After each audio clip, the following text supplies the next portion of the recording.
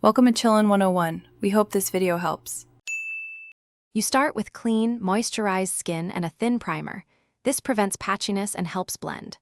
Once done, assess undertone by checking veins and jewelry. Warm, cool, or neutral guides your corrector choice.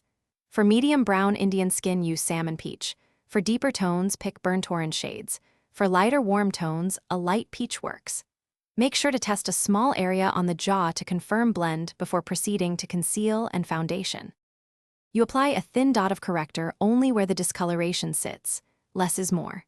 Once placed, tap with your ring finger or a small dense brush to press the pigment into skin rather than rub it away. For under eye, start at inner corner and work outward in short taps. For deeper hyperpigmentation, layer gradually and allow each thin layer to set.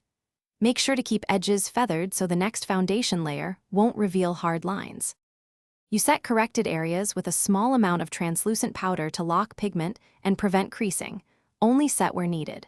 Once set, apply foundation thinly over the area and buff with a damp sponge or dense brush to unify texture and color.